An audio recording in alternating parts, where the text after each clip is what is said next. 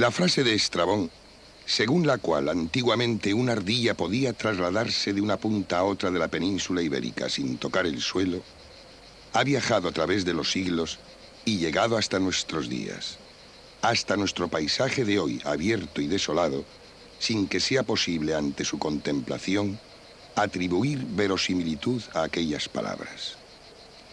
¿Sería en verdad cierto que España era antaño una cerrada arboleda? Y si así fuera, ¿cómo es posible haber llegado a la situación actual? Este programa trata de desvelar las fases y las causas de la degradación del ecosistema del bosque o monte mediterráneo.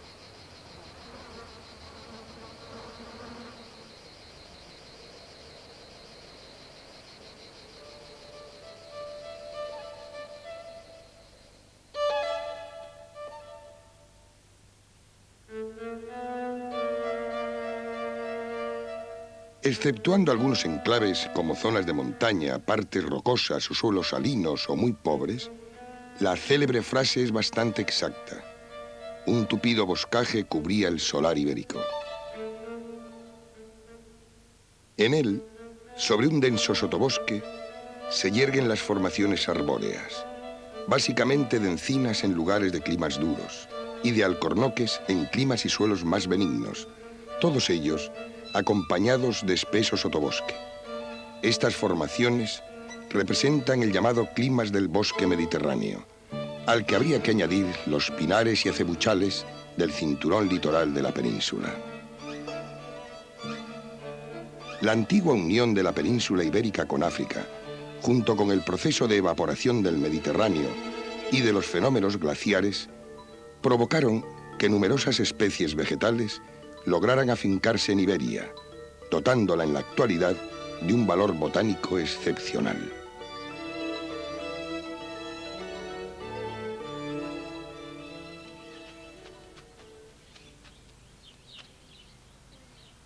En este abigarrado ecosistema mediterráneo, habitado por miríadas de animales pequeños y grandes, había diversos superpredadores, pero a uno de ellos correspondía en especial mantener el equilibrio faunístico. Este gran protagonista de la escena mediterránea era el lobo. Colocado en el vértice de la pirámide animal, el lobo se encargaba de mantener a raya a las especies que se extralimitaran en el número total de sus ejemplares. Si alguna de ellas se reproducía más de lo habitual, automáticamente se ponía en marcha el mecanismo corrector, la poderosa máquina de cazar del lobo, que entraba en acción reduciendo el exceso y devolviendo al sistema su equilibrio temporalmente alterado.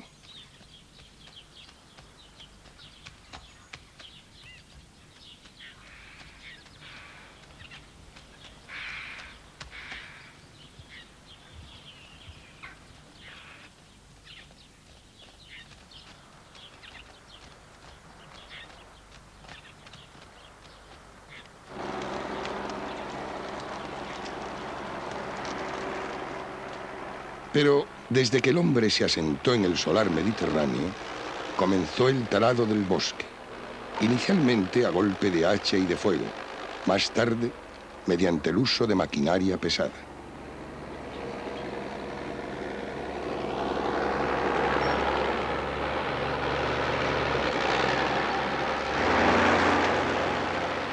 Las primeras cortas se hicieron para abrir grandes calderos donde asentar los poblados humanos, otras para proporcionar terrenos a los pastizales, y más tarde el patrimonio forestal sufriría durísimos embates al demandarse madera para la construcción de barcos mercantes y de guerra. Se iniciaba así el calvario, el lento y trágico calvario de nuestros bosques, que gimen cuando la insensible maquinaria desbarata en segundos la labor de la naturaleza de muchos años.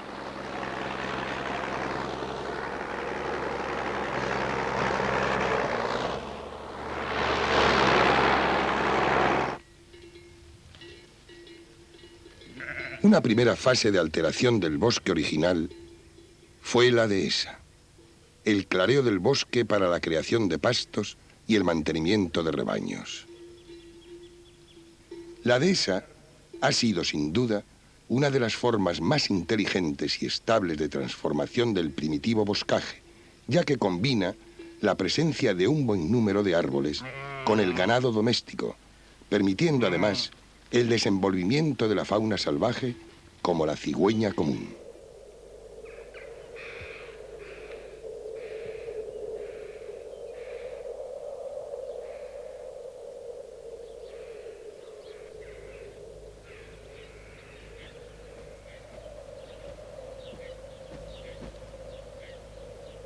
La cigüeña, inseparable inquilina de los paisajes adehesados, cada vez más necesitada de protección, acude a los abundantes charcos y lagaretas del suelo de la dehesa para proveerse de víveres e instala sus nidos en los más recios alcornoques, además de en las torres y campanarios.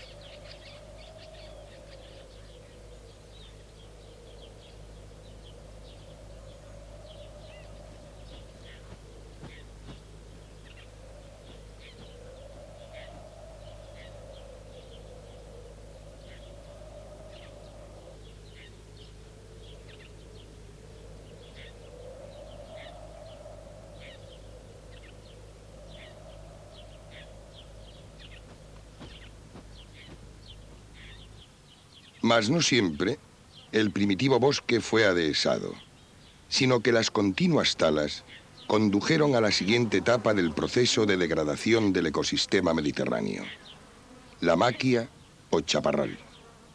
La maquia es una maleza altamente intransitable, formada por arbustos de gran porte, como el madroño, el aladierno, el lentisco y otros, pero ya muy desprovista de auténticos árboles.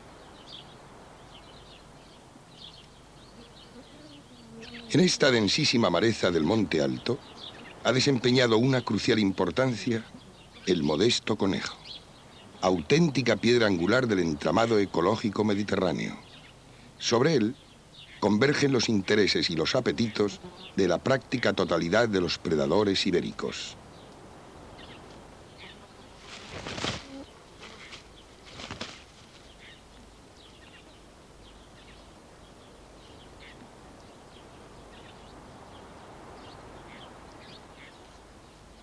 Cuando emerge su figura tras pasar la noche en las uras soterrañas, decenas de miradas se proyectan sobre el delicioso bocado, que asegurará un día más la supervivencia.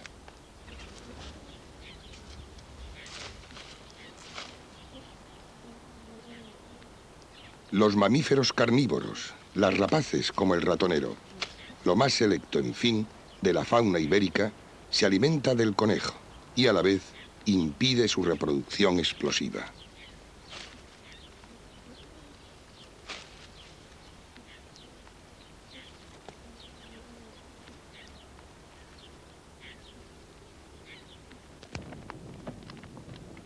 El aumento de la población humana, incesante desde los primeros tiempos, habría de repercutir decisivamente sobre la apretada vegetación de la maquia. El aprovechamiento de leñas y el carboneo de los arbustos van a menoscabar sin tregua a las malezas.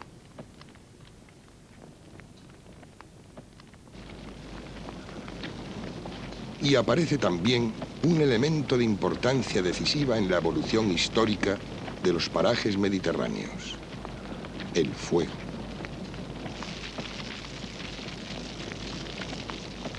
El fuego ha sido, desde los tiempos remotos, el instrumento más utilizado por el hombre, por su eficacia para transformar inmensos territorios, eliminando la maraña y dejando el terreno listo para ser cultivado o convertido en pastizal.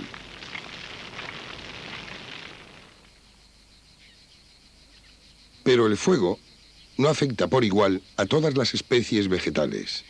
Algunas, las llamadas pirofíticas, salen incluso beneficiadas. Y tras el fuego rebrota un nuevo tipo de vegetación, que señala el siguiente escalón en la degeneración del ecosistema mediterráneo: el matorral o garriga, también apodado monte bajo.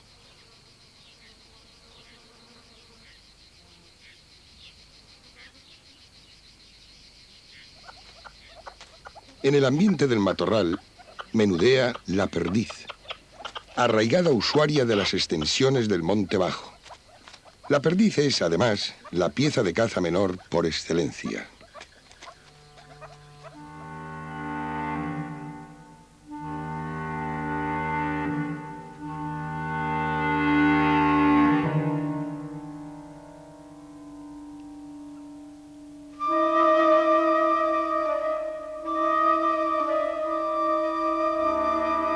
En los grandes cotos de caza, los cazadores han presionado y diezmado a los potenciales enemigos de la perdiz, como el águila perdicera y otras rapaces diurnas. Enorme error, pues las rapaces no solo se alimentan de perdices, sino de otros exterminadores de estas, como las urracas, los cuervos y las cornejas.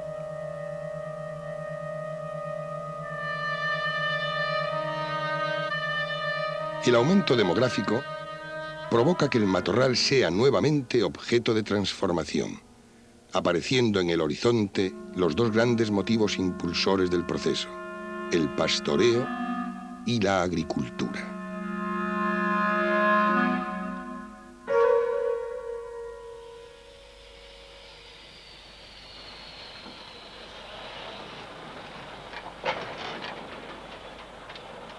La transhumancia, milenaria migración de los rebaños en busca de los pastos de invierno y de verano, desde los tiempos de la Mesta, ha pervivido hasta nuestros días, aunque con variantes.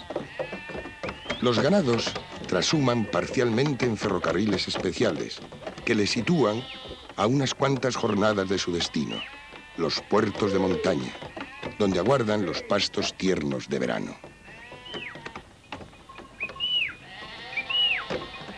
Las ovejas descienden inquietas y hambrientas tras el viaje, y enseguida se prepara la comitiva. Son 4 los meses que esperan a rebaños y pastores en las cordilleras. Todo el cortejo de mayorales, caporales y zagales se apresta para la marcha y se carga hasta los topes a los jumentos, imprescindibles en la ruta.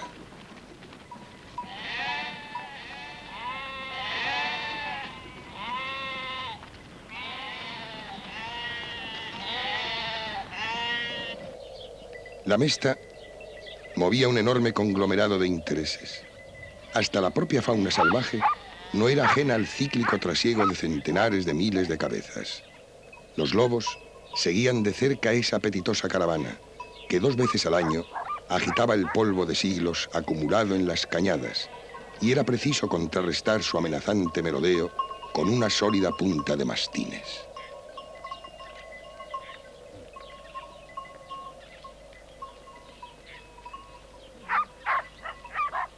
Se ha achacado a la Mesta ser uno de los factores determinantes de la despoblación forestal española. Sin embargo, esta tesis no es correcta. En sus derroteros trashumantes, los rebaños apenas causaban impacto sobre el arbolado, contentándose con pastar y ramonear a lo largo de las vías pecuarias y en el entorno de los descansaderos. Fue realmente mínimo el daño inferido por los rebaños de la Mesta a los primitivos boscajes ibéricos. Además, la filosofía última de los pastores, nómada y reacia a cualquier forma de asentamiento permanente, es contraria a la transformación del medio que temporalmente les acoge.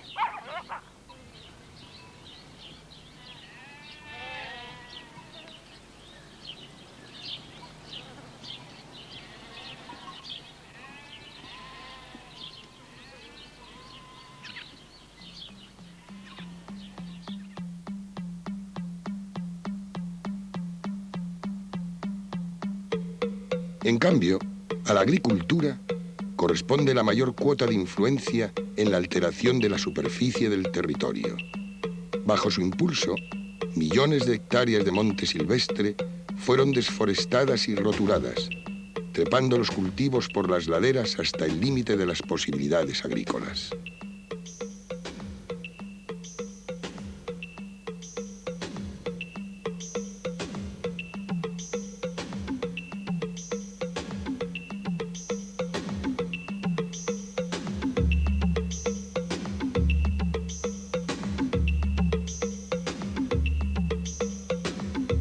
El genuino bosque, el otrora espeso encinar, había sido, pues, en gran medida, eliminado por unas y otras causas. Surge así una nueva fase en el proceso de alteración de los primitivos montes mediterráneos, la estepa cerealista. Páramos infinitos, uniformes extensiones de trigos y avenas, ilimitadas tierras de panes. En las planicies cerealistas no parece haber muchas posibilidades para la fauna salvaje.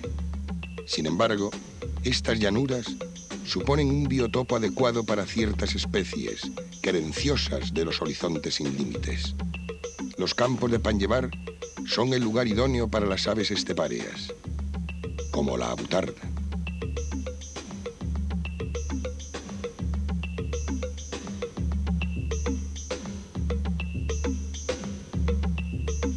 La gran envergadura de la abutarda es todo un problema a la hora de ocultar tan enorme corpachón entre los tallos de los trigales que ahora despuntan. Por ello, su única protección es la distancia, la inmensa dimensión de la estepa en la que avistan desde muy lejos a sus enemigos.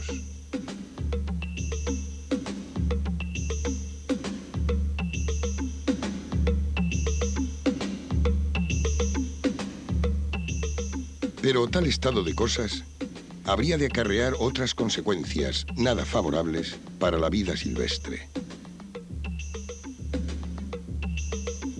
El pequeño gran protagonista de los breñales mediterráneos, el conejo, recibió de lleno el impacto de una enfermedad, la mixomatosis, importada por los agricultores franceses para proteger los cultivos. La enfermedad se expandió como pólvora por toda Europa y asoló las poblaciones de conejos, cuyo número bajó drásticamente, hasta el punto de llegar a temerse por la supervivencia del conejo como especie en el continente europeo.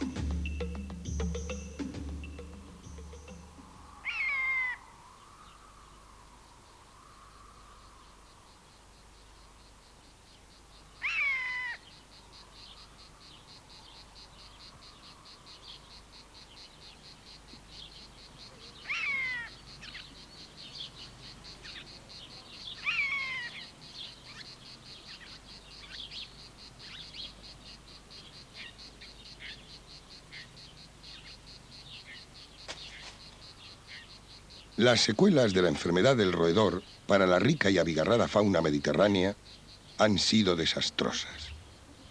Privados de su bocado habitual, los predadores han tenido que adaptarse casi de un día para otro. Algunos cambiaron su dieta y otros se hicieron carroñeros, compitiendo con los buitres.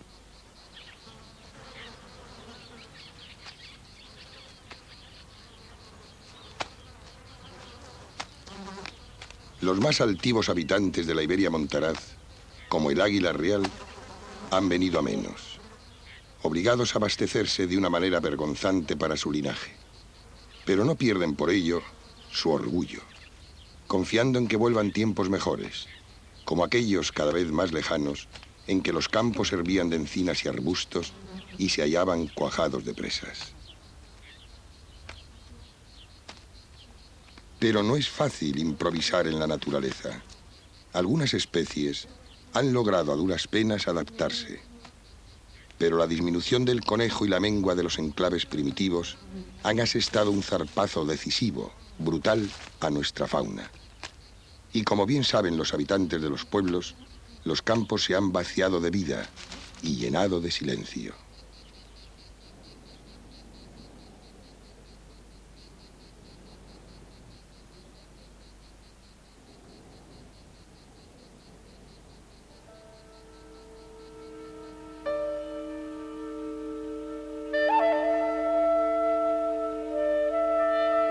La humanización del paisaje, desprovisto de sotos y boscajes, alcanza no solo al sustrato físico, sino también a sus componentes químicos.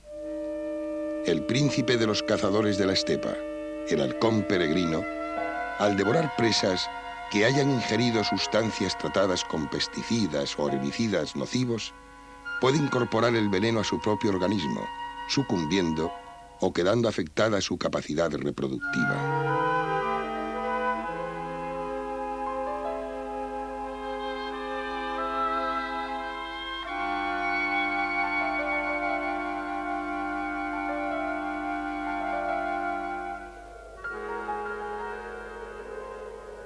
Otros factores van a continuar desgastando el terreno.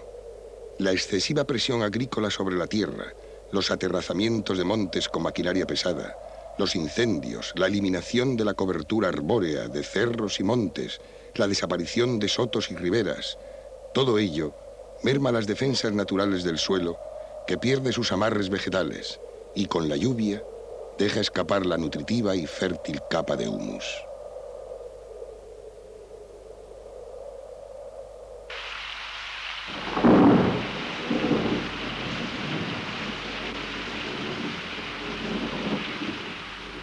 El resultado final es la pérdida del suelo útil, su esterilización, la aparición de la roca madre. En una palabra, el desierto.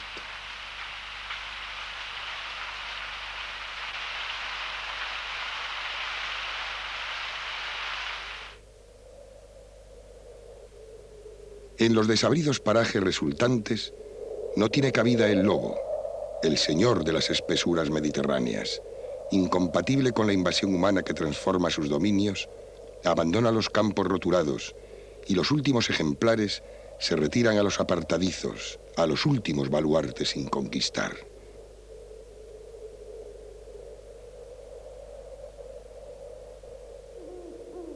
Lo propio hace el resto de la fauna salvaje, como el dominador de la noche, el búho real, el gran duque, que parece preguntarse hasta cuándo va a durar el asalto a sus pagos boscosos, a sus umbrías densas.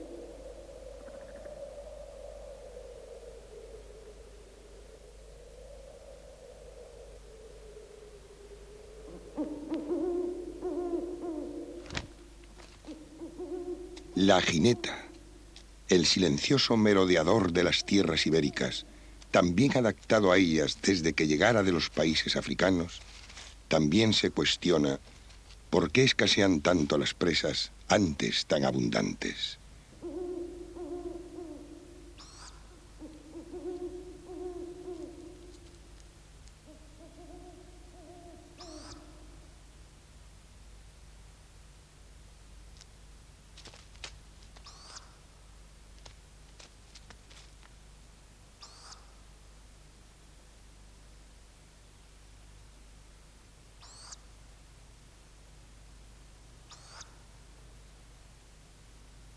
El cárabo, el pequeño fantasma alado de las noches de luna, quizás se pregunte también qué está ocurriendo. ¿Por qué cada día encuentra menos encinas, menos alcornoques, menos acebuches donde encontrar el ajustado hueco que le sirva de refugio?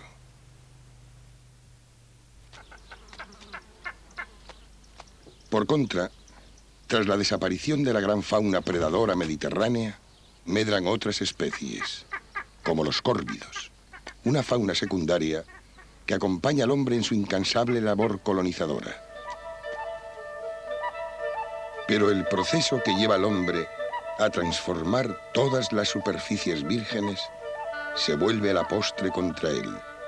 La marcha del lobo y del resto del séquito salvaje no debe ser celebrada, porque es el primer síntoma de que el territorio se introduce por los carriles de la degradación, los que obligan a que tarde o temprano el hombre siga los pasos de la fauna salvaje, atravesando tierras estériles.